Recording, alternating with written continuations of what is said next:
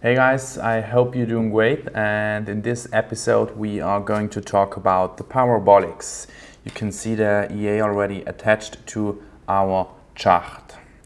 As we can see, those dots are trying to give us a direction of the market.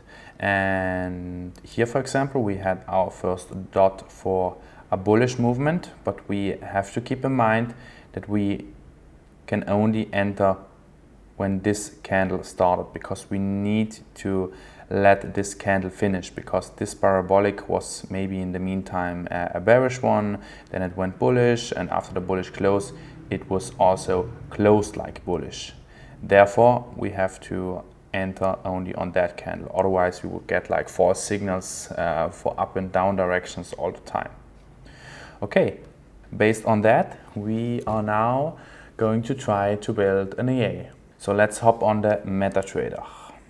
Here we go. Let's go to data, to new, expert advisor, call it something meaningful, parabolic, it's great, next, next, next, and here we go. So now we can use some predefined things from our previous EA. So this time we need the time frames again. Here we go.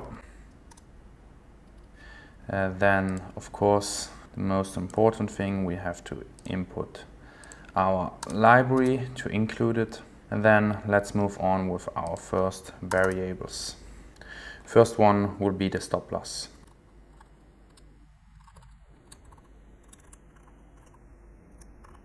Okay, great. Next one will be our take profit.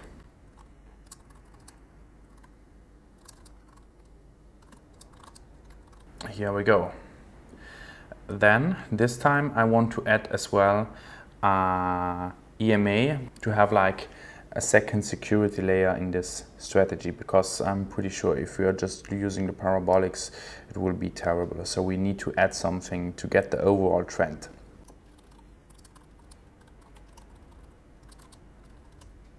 Okay, here we go, and then let's define also the time frame of this exponential moving average. We use here again our enum to make it more readable in the settings, because normally you need to type down 60 for the H1 time frame, 15 for the M15 time frame, 240 for the H4 time frame.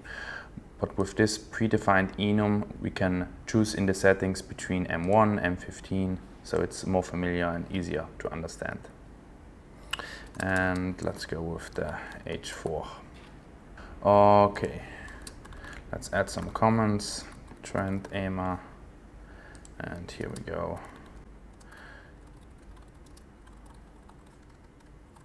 Perfect. Then let's start with our first function, and that will be a get method. So get parabolic, here we go. And for the parameters we go with the shift. Okay, amazing. Then let's define it. We want to give back the value of the parabolics, you can call it like that. We want to use the current symbol. Then for the time frame we go with the current time frame. Then step is normally 0.02 and the maximum is 0.2 for this indicator. And here we go with the shift. So you can also change that. These are just the basic settings of this indicator. And shift again defines at which candle we want to look. If we type down 1, then we look one candle back, so that would be this one. If we type in a shift 0, then we get this parabolic. If we type 2, we get this parabolic down here. Okay. Then we can go to one of our older experts and let's copy this method so we can save a little bit of time. So what we are doing here is just writing a method to get the value of the exponential moving average. So here we can see we have to call it with those parameters, and then we are just looking for the Moving average, mode is EMA, so exponential on the price close, shift, and so on. Same like last time. And just as a reminder, if you open the brackets, you can always see exactly what you need to type down. Okay, click on compile to check if we have already made some errors, and we can see already one. Yeah, so we just have written down the type of this variable, but we haven't written down a name for the variable. Let's call it EMA trend time frame. Here we go. Now compile and no errors. Amazing. Okay, then we have a take profit and a stop loss. That's right. But we also want to make sure that we are closing a trade if we have a reversal in the parabolic. So here we go. For example, if we open here buy and we go up there, then we want to close it when we have a bearish parabolic. In this case, with that candle, we would have a bearish parabolic, and therefore we would like to close the order definitely. In the meantime, maybe it hit the stop loss or take profit, but if we get a counter signal, we want definitely close it. So let's write this method. This one is a void because we are not giving something back, we are doing something. Let's call it close trade on reversal. Here we go. Open the brackets and let's get started. First thing we want to do is to get all open orders.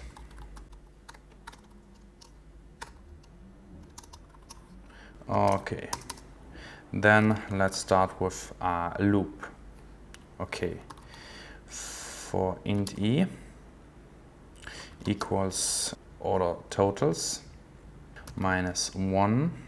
I explain you very soon why minus 1, and equals 0, and then minus minus. Here we go. Okay, so this means we have like 10 open orders. Orders total is 10, for example. Then we give this variable the value 10. But now, if you're checking the orders, we have not order 1, order 2 until order 10. We have order 0 until order 9. That's always encoding. So you get back here, you have 10 trades open, but the index of those trades is from 0 to 9. So therefore we have to count minus 1 here because the last order is 9. And the reason we are doing that in the opposite direction, normally we are counting upwards, but in this case we have to count downwards. And why? If we want to close, for example, multiple trades, then let's say we have trade 0, then trade 1, and we want to close trade 1. Then in the next loop we check for trade 2, but in the meantime we closed already order 1. So what was previously the order 2 is now the order 1, and therefore we have to come down from the top. So if we close order 9, great, then order 9 is away. If we close order 7, great, then order 6 will still be order 6. But if we are doing it from the lower trade to the higher trade, then it would be a problem because we would skip always one. Then let's type down order select. That means we are grabbing now the order. Now we have no order in our hands. And now we want to grab the order with the index I. I is currently 9, so the latest order. And then we have to select that by position. Now let's start with the condition. So if we have currently a buy trade in our hand, and the parabolic is reversing, we always have to ask for the parabolic number 1 because the 0 would be the current one and that one can fluctuate until the candle is closed. And if the parabolic is now higher than the current price, higher because If we have the parabolic higher than the current price, then it's a sell. And if we have it lower, then it's a buy signal. So therefore, when we have a buy trade and the parabolic is higher than the current price, then it's an opposite signal, so it's a sell signal. Then we want to do something. In this case, we want to close the buy position. Therefore, we type order close. The ticket, we can just type down order ticket because we have grabbed here our current order. Therefore, we can just type it down. The order ticket, then the amount of lots, because we can also close only half of the position. But in this case, we want to close the whole order lot size. We can also do this, for example. Boom. That would mean we close only half the amount of lots, but we want to close the full amount. Then it's a buy position, so that means we are closing on the bid price. And yeah, for slippage, let's type down 30 and no color for the arrow. This is just a closing arrow, we don't need that. Okay, great. Now let's make a else. A else if. So that means if it's not a buy order, it's most likely a sell. Then let's type down order type equals operation sell, and the parabolic is smaller than the current price.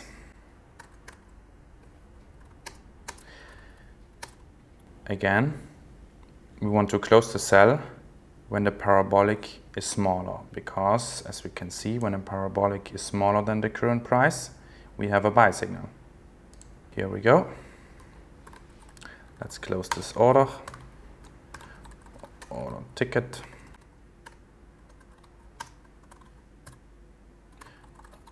Order lots. This time we are closing a sell, so we close on the ask price. For slippage, let's write down 30, not important now. And that's it. Let's click on Ctrl and I to align that. And let's compile and hope for no errors. Looks great. Now let's write is method. So bool, so we give back return, we return true or false. Let's call it is sell signal. Here we go. The first thing we're going to do is we get the value of the trend EMA. Let's call it trend EMA. And we do that by get EMA. We have to type down the current symbol, time frame, and that's EMA trend time frame, and as well the period, that was EMA trend, and the shift, one candle back, and here we go. Then let's make the actual signal. If the parabolic 1 is bigger than the close of 1 and parabolic 2 is smaller than the close of 2. Okay, I will show you now why. Okay, let's take a look at this. Here exactly, here we have the change. So normally we would like to enter exactly at that candle. Now, when this candle is opening, we are checking, was the parabolic 1 candle back greater than the close price? Close price is this. Was this parabolic greater? Yes. And previously was the close price, that's this one, was the parabolic smaller? Okay, 1 candle back, it has to be, the parabolic has to be greater. Here we go. And 2 candles back, it has to be smaller. And here we go. So that means exactly when that candle opened, those conditions were met. Perfect. Now, let's add our EMA, our exponential moving average, for an additional signal, for an additional layer of security. Okay, here we go. the current price has to be smaller for a sell signal. I can show you that as well, so it's pretty easy and I'm pretty sure you all know it. But for example, if we add here exponential moving average with period, let's say 50 for example, exponential one, then we can see when the exponential moving average is higher, then it's called like a sell signal, and when it's under the price, then it's like a buy signal. Okay, great. Then we have basically our condition. So let's return true for this signal. And otherwise, if those conditions are not met, we are going for false. Perfect. Now let's copy this.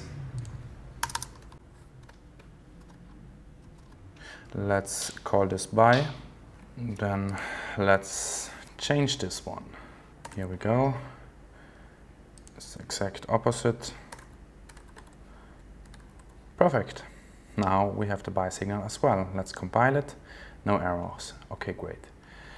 Now the last thing we are going to do is to write the logic. Let's call this void logic. Control I to align everything. Perfect. Here we go. Okay, if is new candle. So I can call this function because I have written it in my library, and you can find that as well attached in the description. So if you want my library with all those functions, then you can get it for free. Great. Then let's do something. If we have a new candle, the first thing we are going to do is we close trades on reversal. Because always when we have a new candle, we have to check if we have now a counter signal. If that's the case, we want to close it. Next thing is, if we have a buy signal, is buy signal. Here we go. If that's true, you can write it like that, or you can also just leave this because it will only go through if it's true. But it's easier to understand like that. Let's open the brackets. There's one more thing we have to check, and that is if a trade is already open, because I only want to have one trade at the same time open. We don't have written this method yet, but we have it in other experts already, so we can basically just copy it again. Pretty easy. We just ask if order totals equals 0, then return false, otherwise true. So if no trades are open, this function has to be false. Here we go. Where is our logic here? If is trade open equals false, then let's open a buy trade. Set buy. Again, if you can't remember the risk setting, just go to the definition. Here we'll see if we type, for example, 2, we can go with the percentage of the account. I will type down 2, and then I will risk 1%. Then I type down my take profit and my stop loss, and we can leave the rest. Perfect. Control I to align everything. Perfect. Now we have our buy signal. And now let's copy this buy signal. Paste it in here. Is sell signal, is trade open false, and here we want to open now a sell. Again, with the same settings. Perfect. Click on compile. No errors. Amazing. Now let's call the logic in the on tick to make sure it gets triggered. Control I again and click on compile. That's it. The expert is finished. Now let's start with the testing. Okay, great. Parabolic, here we go. Let's go with this date, that's just fine. Let's go for the H1 time frame, also okay. Then for the settings, let's use 30, 70 and 100. That's great. For the exponential moving average time frame, let's stick to the H1. Click on OK, and then let's click on Start and see what happens. Okay, it's already profitable. So here again, we can see how important it is to have like an algorithm, because normally, yeah, we definitely would have stopped using this strategy because we had so many losers in a row. But the algorithm is never changing the strategy. It's just always doing the same thing exactly as you told him to. And as you can see, in the long run, it was still profitable. Let's go with something even crazier. Let's type down stop loss 10 and 50. So that literally means if we have 4 losers and 1 winner, we are profitable. So yeah, that would be insane. Let's test it out. Click on OK, on Start. Let's take a look at the diagram. Doesn't look that great, but yeah, you can see. So many losers, a few winners take you out of the red zone, and at the end it was still like 10%. So doesn't look that bad. Let's see. It's a lot more. It's like 18%. We had a drawdown of 15%. So it's, yeah, not the best, but it's okay. It's profitable. Yeah, that's it from this episode. I hope you have learned something from it, and I hope you have also seen that it's pretty important to use many things, many signals at the same time. So just parabolic, if you try that, it's horrible. It will not work, not in any way. If you add an extra layer of security, it can work, but try to figure out your own way, how you may trade manually, and then you can type it down into code, and you can literally test it without your mind playing into this game. So it's just executing based on data, and that's definitely the beauty of code. That's the reason why I fell in love with all this. So yeah, amazing. That's it from this episode. I hope you enjoyed it. Hit the like button and subscribe if you want to see more about trading and coding. Thank you for watching, and I will see you in the next one.